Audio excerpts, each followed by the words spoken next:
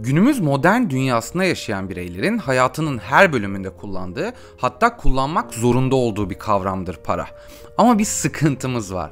Birçoğumuz bu kavramın tam anlamıyla ne olduğunu bilmiyoruz bile. Para ve kaynaklar uğruna dünyamızda milyarlarca insan katledildi. Savaşlar çıkarıldı, ülkeler harcandı ve sonucunda mevcut para merkezli dünya düzeni kuruldu. Mevcut düzeninde dünyayı yöneten ve yönlendiren para kavramını anlamamız için paranın ne olduğunu, nasıl yaratıldığını, nasıl kazanıldığını, hatta nasıl harcandığını anlamamız gerekiyor. Gelin şimdi bu düzeni daha doğru anlayabilmemiz için bilmemiz gereken kavramların ilki olan paranın icadına bakalım.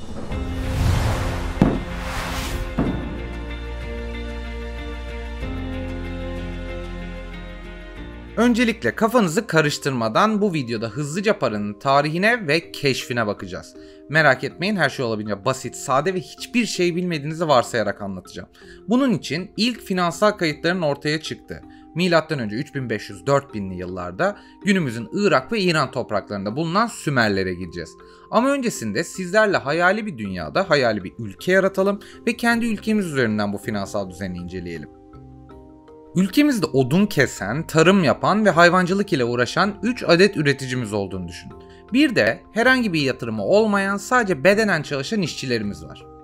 Henüz para kavramı oluşmadığından bunlar arasında takas ile ticaret yapıyor. Örnek olarak oduncu ağaç keser, hayvancıya odun verir, hayvancı bunun karşılığında oduncuya bir miktar et verir. Ya da işçi gider, tarımda bedenen çalışır, yükünü taşır, bunun karşılığında bir miktar buğday alır gibi. Yalnız bir noktadan sonra işler biraz karışmaya başlıyor. Hayvancı senede 2 kere inek kesiyor, bunları sadece o dönemde dağıtabiliyor. Odun ihtiyacının bir aciliyeti olmasa da oduncu bunları stoklayıp her gün dağıtabilir. Tahıl desen devamlı üretilmeli ki insanlar açlıktan ölmesin. Hayvancının ürettiği süt hemen tüketilmeli, yoksa bozulur şeklinde de türetebiliriz olasılıkları. Bu bahsettiğimiz ve benzeri sebeplerden verdiğinin karşılığını anında alamama durumları zaman içinde kaosa yol açıyor. Yani sonuç olarak ürettiğin bir mal var, bunu birine veriyorsun ve karşılığını anında alamıyorsun. Tabi bunları bir şekilde kayıt altına almak lazım. Peki nasıl kayıt altına alınacak? İşte tam da burada çetele sistemi kullanılmaya başlanıyor. Bu gördüğünüz bir çetele. Antik dönemde yaşayan insanların bilinen ilk finansal kaydı.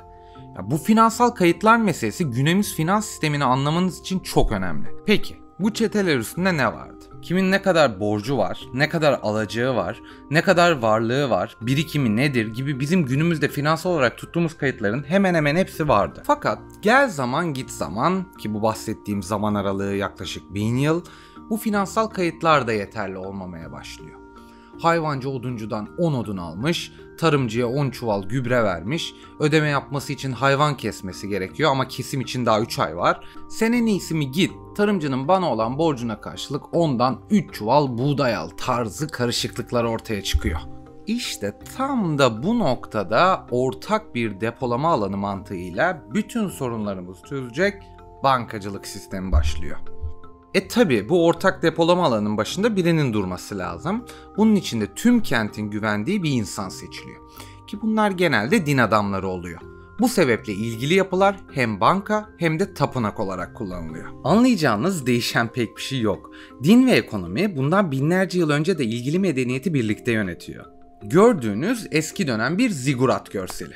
Antik dönemde ilgili kentin yönetimi için inşa ediliyordu. Buranın işlevi biraz önce de bahsettiğim gibi hem din hem de ekonominin bir çatı altında toplanıp ilgili kentin yönetimini sağlamaktı. Vergi sistemi de bu şekilde oluştu. Paranın keşfi hala olmadığı için vergiler odun, tahıl veya hayvan olarak veriliyordu.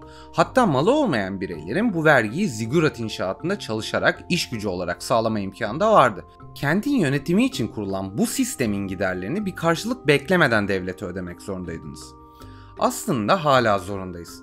Yani günümüz vergi sistemi de tam olarak budur. Devletin bir gideri vardır, bunu halk olarak biz karşılamak zorundayız. Siz bu bankadan ihtiyacınız olan miktarda malı, tahıl, hayvan, odun fark etmez, alıp kullandığınızda belirli bir süre sonra geri götürmeniz gerekmekteydi. Ki bu günümüz kredi sistemidir. Aldığınız malları da geçen süreye göre, diyelim 100 odun aldınız, 110 odun olarak geri götürmeniz beklenmekteydi. Ki bu da tam olarak günümüz faiz sistemidir. Şimdi bahsettiğimiz kredi, faiz gibi yeni sistemlerin keşfiyle bu merkezi yapı içinde bunların kayıtlarının tutulması gerekti. Bu kayıtlar ile birlikte oluşan borçlandırma sistemi beraberinde insanların aşırı borçlanmasına, bununla da birlikte köleliğe yol açtı. Hatta dönemin yöneticileri yani kralları, imparatorları vesaire halk gözünden düşmeye başladığında bu borçları zaman zaman silerek halkın idareye bağımlılığını arttırmaya çalışıyordu. Fakat bu biraz o dönemin siyasetine giriyor. Bunları başka bölümde konuşacağız. Evet, farkındaysanız bütün bu sistemde bir sürü kayıt var, kredi var, faiz var. Ancak para hala yok. Yapılan her değiş tokuş banka üzerinden mallar veya hizmet vasıtasıyla yapılıyor. Peki para nedir? Para bu bahsettiğimiz düzenin tamamını bir merkeze yani bankaya bağlı olmadan işletmemizin aracıdır. Evet, artık parayı keşfedebiliriz. Milattan önce 2000'lerde Sümerler parayı bulmasa da, ki benim yorumuma göre bu paradır, ilk kez arpayı ortak birim olarak belirledi. Her şey arpa üzerinden paha biçti. Örnek olarak bir elma 1 kilogram arpa eder gibi bu ağırlık cinsinden arpaya da şekel adını verdi. Bu arada şekel günümüzde İsrail'in hala kullanmakta olduğu resmi para biriminin adıdır. Bu bahsettiğimiz İsrail para ilişkisi oldukça eğlenceli ve biraz da olsa karışık. Bunları da daha uzun uzun inceleyeceğiz. Bu yüzden lütfen abone olmayı ve bildirimleri açmayı unutmayın. Bu sürecin bizi getirdiği noktada hala fiziksel olarak bir para yok. Kavram olarak para oluştu. İnsanlar günlük yaşamında kullanmaya başladı ve üzerinde kafa yoruyorlar. Tabi doğası gereği insan önüne yazılı bir kural kitabı koymadığında etik değerleri hiçe sayıp güç uğruna sistemi ve bu sistemin yarattığı insanları sömürmeye yeltendi. Buna karşılık M.Ö. 1760 yılı civarında Babil kralı Hammurabi kendi adını verdiği Hammurabi kanunlarını yayınladı. Şehrin merkezinde uzun, ince, neye benzediğini şu an dile getirmeyeceğim bir taşa işletti. Antik çağda 282 maddeden oluşan bu kanunlar lex talionis yani göze göz adalet biçiminin en meşhur örnekleriydi. Kurallar oldukça sertti ve detaylı anlatılmıştı. Eğer bir hırsız duvarı delerek eve girmiş ise o deliğin önünde ölümle cezalandırılır ve gömülür. Veya bir kişinin evi yanarken başka bir kişi o evin malına göz dikerse aynı şekilde yakılarak öldürülür gibi. Evet, çok sert ama günümüz hukukunun temel taşı olan masumiyet karinesi yani bir kişinin suçu ispatlanana kadar masumdur sözü de Hammurabi kanunlarından gelmektedir. Şimdi siz diyeceksiniz para ile bunun ne alakası var? Bu kanunların içinde madde madde kadının çeyizinden başlık parasına, bahçıvanın çalıştığı tarlanın yüzde kaçına ortak olacağından asgari ücrete kadar detaylandırılmıştı.